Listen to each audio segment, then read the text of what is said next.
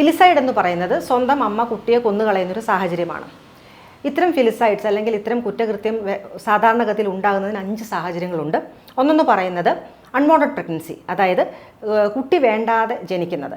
അതൊരു റേപ്പ് വിക്ടിമിൻ്റെ ഒരു കുട്ടിയാകാം, അല്ലെങ്കിൽ ഏതെങ്കിലും ചൂഷണമോ സെക്ഷൽ അബ്യൂസിനൊക്കെ ശേഷം ഉണ്ടാകുന്ന കുട്ടിയാകാം. ചിലപ്പോൾ മ്യൂച്വൽ കൺസെൻറ്റോടു കൂടി തന്നെ ഉണ്ടാകുന്നതാകാം. അങ്ങനെ വേണ്ടാതെ ഉണ്ടാകുന്ന കുട്ടികൾ, അങ്ങനെ ജനിക്കുന്ന കുട്ടികളെ കൊന്നു കളയാനായിട്ടുള്ളൊരു സാഹചര്യമുണ്ട്. അതാണ് ഏറ്റവും പ്രധാനമായിട്ടുള്ളത്. രണ്ടാമതെന്ന് പറയുന്നത് പോസ്റ്റ്പാർട്ടം ഡിപ്രഷൻ, അതായത് പ്രസവാനന്തര വിഷാദരോഗം. അത് പ്രസവിക്കുന്ന സ്ത്രീകൾക്ക് സാധാരണഗതിയിൽ കണ്ടുവരുന്ന അവസ്ഥയാണ്.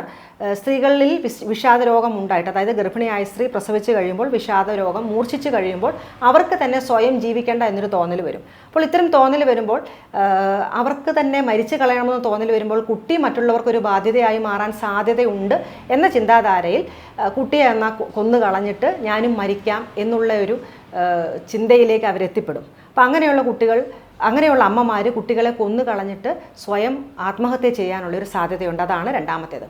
മൂന്നാമതെന്ന് പറയുന്നത് അവനവൻ്റെ ഒരു ജീവിതത്തിന് മുന്നോട്ട് കൊണ്ടുപോകുന്നതിന് കുട്ടി തടസ്സമായേക്കാം. അതായത് തുടക്കത്തിൽ കുട്ടി കുഴപ്പമില്ല, കുട്ടിയെ വളർത്താറുണ്ട്, 2-3 വയസ്സ് വരെയൊക്കെ ചിലപ്പോൾ വളർത്താറുണ്ട്.